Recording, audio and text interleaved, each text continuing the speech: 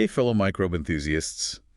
Ready to dive deep into the world of blood cultures? Always up for a good microbe mystery. Well, as you know, as a medical microbiologist, blood cultures are kind of a big deal. Oh, absolutely. They're often like the first clue we get when a patient might be fighting a really serious infection. Yeah. So what we're trying to do in this deep dive is like fine-tune our approach to blood culture analysis. I like it. Make it even sharper. Exactly. Right. And we've got a little something special to help us out this time. It's called Notebook LM. Notebook LM. It's like this amazing AI tool that's like a walking, talking encyclopedia of blood cultures. Wow. It Okay. covers everything. So I'm talking sample handling, lab workflows, those tricky sensitivity testing methods, even the limitations of the VITEC 2 system, which we'll definitely get into. That's pretty comprehensive. It is. Plus, it's got all these real-world case examples and even exam questions to test your knowledge. But here's the really cool part. Notebook LM is constantly learning and evolving. Oh, that's interesting. It's based on feedback from users like you. So anything we discuss today could actually shape how this AI works in the future. That's actually really cool. I like that. Right. That's pretty amazing. But enough about the tech. Let's get to the heart of the matter. To guide us through these procedures and highlight the most important stuff, we've got our expert here. Well, I think the best place to start is just acknowledging the weight of blood cultures. We're talking about possibly finding bacteria in the bloodstream, which is a serious situation. I mean, it could quickly escalate to sepsis. Absolutely. It's a race against time.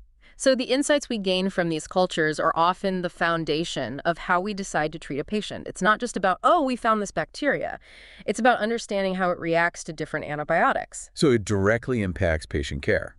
And I imagine there are very specific safety protocols in place. I mean, we're dealing with some potentially very dangerous pathogens. Oh, for sure. The KML documents, which are like our Bible in the lab, they're very clear about safety measures. We're talking about potential exposure to some serious stuff, like Neisseria meningitidis, Brucella melitensis, Salmonella typhi. All of those can cause some very serious infections. So safety cabinets, gloves, those are non-negotiable. It's not just about protecting ourselves. It's about making sure the cultures are pure and that we're not spreading these pathogens around. Right, protecting everyone involved. So it sounds like every step from the moment a sample arrives in the lab is like carefully choreographed. It really is. Can you walk us through that typical workflow for analyzing a blood culture? Like, what are the key things that a microbiologist needs to keep in mind every step of the way? Yeah, so the KML documents outline a very specific step-by-step process. Starts with careful sample handling, making sure the bottles are labeled correctly, transported to the lab properly. Then we move on to incubation, usually in a system like the Bactec FX, which is constantly checking for any bacterial growth. And then, once a culture signals positive, things get really interesting. Okay, so let's say the Bactec FX lights up, signaling we've got a positive culture. What happens next? What's the first thing you do? The first thing we do is a gram stain, which helps us categorize the bacteria really quickly. Is it gram-positive or gram-negative based on the structure of its cell wall? It gives us a starting point, an idea of what we might be dealing with. And then alongside the gram stain, we'll often do a direct ID. You can use a system like the Maulidei-TOF, which can identify the species level really quickly for many bacteria. And based on those early findings, we can choose specific agar plates to really isolate and grow the bacteria. So it's like a puzzle. You're gathering clues to narrow down the suspect, right? Exactly. Now, Notebook LM mentions all these different blood culture bottles, KAE, BKN, BK-MyK, BK-PED. What's the difference between those, and how does that play into the analysis? Yeah, it's kind of like having different tools in a toolbox, right? Yep. So the bottle you choose really depends on what kind of infection you think it might be. BKE, that's our standard bottle for aerobic bacteria, the ones that love oxygen. BKN, that's for anaerobic bacteria, the ones that prefer to live without oxygen. And then if we think it might be fungi, then we go for BK-My. And for our little patients, we have those special BK-PED bottle. Wow. It's incredible how each detail is tailored to maximize the growth and identification of these microbes. Right. From the type of bottle to the specific agar plate you choose. And it's not just about identifying them, it's about figuring out how they'll respond to different antibiotics. That's where sensitivity testing comes in. And that's where the Gewoonlikheidsbepalingen Bilag Overzicht, Gewoonlikheidsbepalingen KML.pdf document comes in. That's kind of our go-to for that. Yeah, I was looking at that document, and it is incredibly detailed. It outlines specific sensitivities for so many microorganisms. Can you break that down for us a little bit? Like, what are the key things to keep in mind when you're looking at that document? So basically, it's like a comprehensive guide on how to figure out which antibiotics are going to be effective against a certain bacteria. And it specifies the methods, the media to use, whether it's disc diffusion, e-test, or the automated VTech2 system. It also really emphasizes the importance of sticking to UText guidelines. Right. Got to follow those guidelines. Because those are really the gold standard for accurate and reliable sensitivity results, and those results are so important for clinicians to make the right decisions about treatment. Absolutely. Speaking of the VTech2 system, I was always under the impression that it was this, super efficient system that basically automates everything and makes sensitivity testing a breeze. But Notebook LM does mention some limitations. It does, and you're right, it is a powerful tool, but just like anything else, it has its quirks. The VTech 2, the Perking and VTech KML document, that one outlines specific limitations for all those different cards used in the system.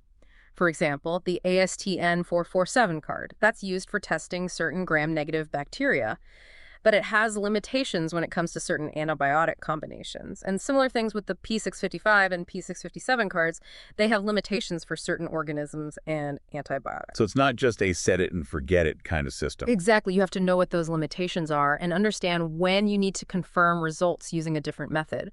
For example, let's say the VTech2 shows a resistance pattern for a certain bacteria. Well, we might need to double check that, confirm it with disc diffusion or e-test just to be absolutely sure. Right, because relying solely on an automated system without understanding the nuances could lead to errors. Exactly. Which obviously would have significant implications for patient care. It highlights how important it is to really understand the principles behind these tests. We can't just blindly trust the technology. We have to be able to interpret those results and know when we need to investigate further. Now let's talk about using prior results. Sometimes can we rely on previous data instead of repeating the whole workup? That's a great question, and that's something that the document addresses directly. It gives very clear guidelines on when it's okay to reference those prior results. So, for example, if a patient has a gram-negative rod, isolate from a blood culture, and we've already isolated that same organism from their blood culture 2 days ago, we can often just reference the sensitivity results from that previous culture.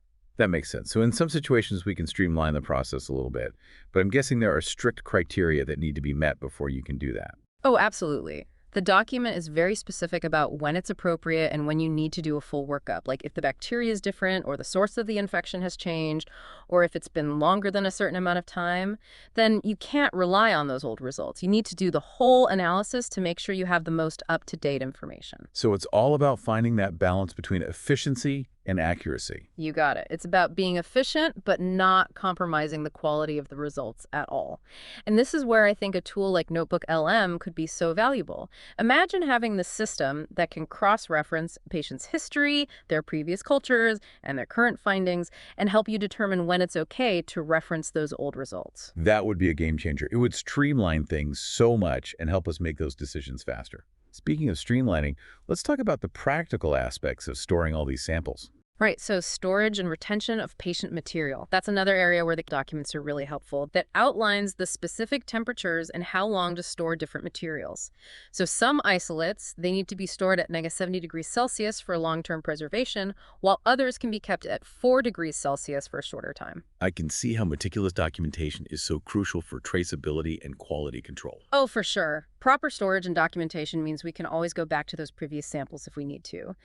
Maybe for further analysis or research, or even just for quality assurance. We've covered so much already, from the moment that blood culture bottle arrives to the nuances of sensitivity testing, the importance of proper storage.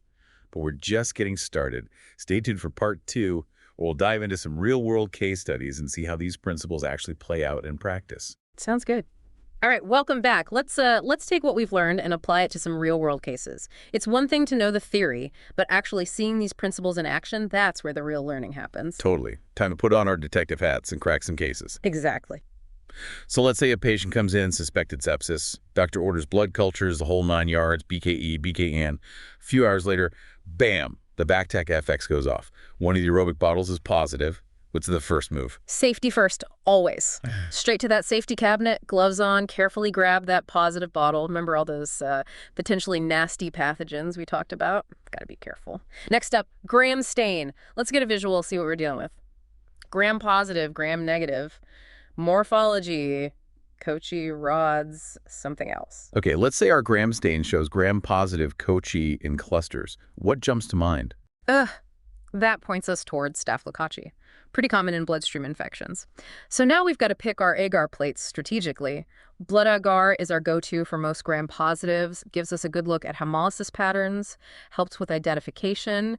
We might also throw in a chocolate agar plate, for those fastidious organisms, and maybe a CNA plate to select for gram-positives. Got it. So while those plates are incubating, we're not just sitting around, right? We're already thinking about potential sensitivities, next steps. Oh, absolutely. If it's looking like Staphylococcus aureus, those gram-positive cockers in clusters, we'd do a coagulus test right away. Helps us differentiate S. aureus, the more dangerous one, from other Staphylococci. And if those cocci were in chains, making us think Streptococcus pneumonia, then a quick optochin susceptibility test can confirm that. So many tests, so many decisions. It's like a carefully choreographed dance. It really is. And each step gets us closer to pinning down the culprit and figuring out the best way to fight it. And don't forget those EUCAS guidelines we talked about. Those are crucial for understanding those sensitivity results and picking the right antibiotics. Absolutely. Every piece of information matters. From the gram stain to the sensitivity results, it all builds on the last, leading us toward the right diagnosis and treatment. Exactly. And this is where I think a tool like Notebook LM could really shine.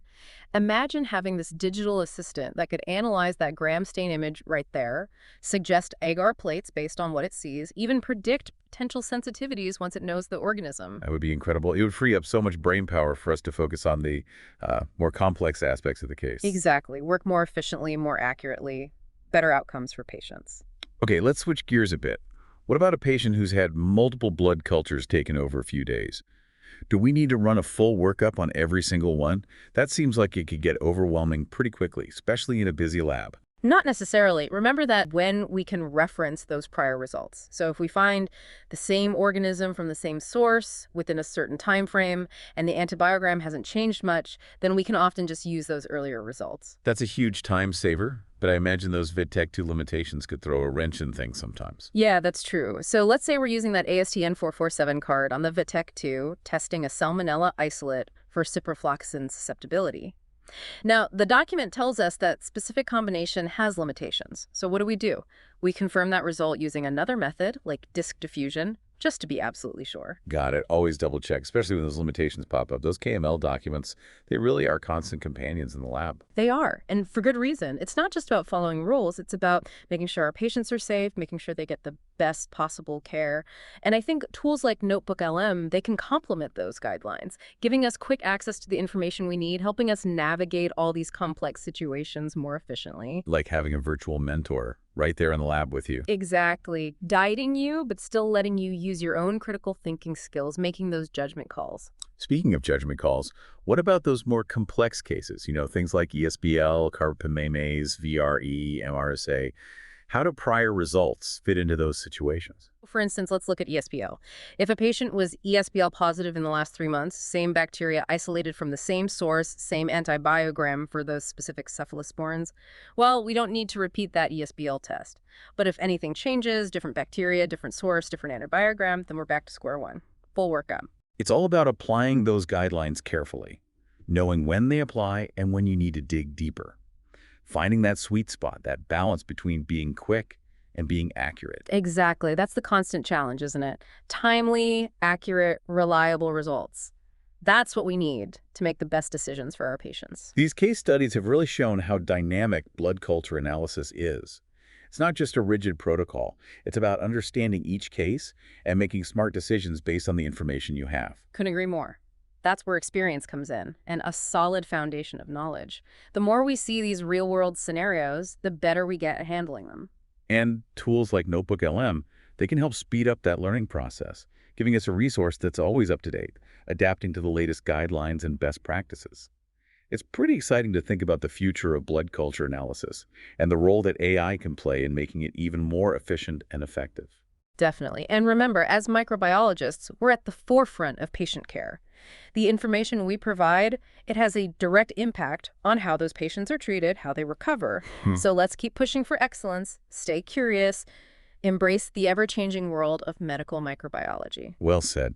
Now, before we wrap up this section, let's talk about those unsung heroes of the lab. The agar plates. They may seem simple, but they're the foundation of so much of what we do. So in part 3, we'll delve into the art and science of agar plate selection. Stay tuned for that. And we're back for the final part of our deep dive into blood cultures. We talk about processing samples, sensitivity testing, using prior results, all that good stuff. But we can't forget about the foundation of it all. The agar plates. Yeah. Those little petri dishes, they're the workhorses of the microbiology lab. They are. That's where we really get to see the microbial world in action. Right. Isolating and identifying those microbes causing infections. I've always been fascinated by the variety of agar plates we use. It's like having a whole arsenal of tools, each one designed to coax those microbes into showing themselves. It's true. Can you walk us through some of the key players in our agar plate collection? And when would you choose one over another? Okay, well, let's start with our workhorse for gram-negative bacteria, McConkey agar. McConkey, a classic. It's both selective and differential. Oh, right. So it stops most gram-positive bacteria from growing, which is perfect when you're trying to isolate those gram-negatives. And then the differential part, that lets us see the difference between lactose fermenters and non-fermenters, which gives us clues about what kind of bacteria it is. So McConkey's our go-to for those gram-negative rods. But what if we're dealing with a really tricky one like Salmonella or Shigella? Then we bring out the XLD agar. XLD. Yeah, another selective and differential medium, specifically for isolating Salmonella and Shigella. It's got xylose, lysine, and lactose, and the way those bacteria ferment, or don't ferment, those sugars, it helps us identify them. Plus, it'll form a black precipitate if there's hydrogen sulfide. Another clue. It's like each agar plate is a custom puzzle designed to reveal specific information about the microbes. Pretty cool. Now, what about the gram-positive world? If our gram stain shows gram-positive cookie, what's our first choice? Usually we start with blood agar. Good old blood agar. It's a rich medium, supports lots of bacteria, but importantly, it lets us see hemolysis patterns, how the bacteria break down red blood cells. Yeah. That helps us differentiate between different streptococcus species, for example. Right, blood agar, always reliable. Yeah. But what if we have one of those picky eaters, a fastidious organism that needs a little extra help to grow? Then we might go for chocolate agar. Chocolate agar. Yeah, it's not actually made of chocolate. I was going to say. It gets its name from the color. It's this rich brown color because it has lysed red blood cells in it. And those release nutrients like hemin and NAD, which those picky bacteria need to grow, things like Haemophilus influenza or Neisseria meningitis. It's amazing how we can adjust the conditions to get even the most stubborn microbes to grow. Now, what about when we think it might be a fungal infection?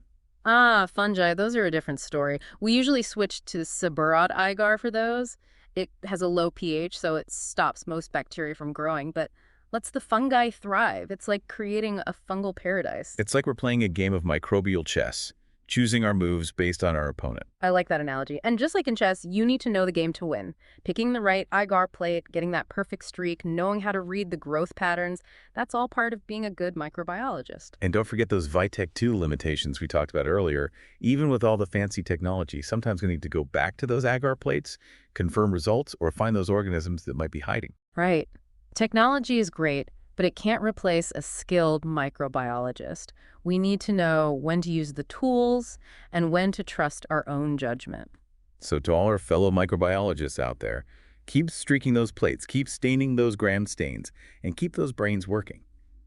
The world of blood culture analysis, it's always changing, always something new to learn. And we're all in this together, trying to solve those microbial mysteries and take care of our patients. Exactly. So let's wrap up this deep dive on that note. We hope you learned some new things and maybe even had some fun along the way. Remember, Notebook LM is constantly evolving, so your feedback is really valuable. Share your thoughts and experiences. Help shape the future of this amazing tool. Thanks for joining us on this deep dive into the world of blood cultures.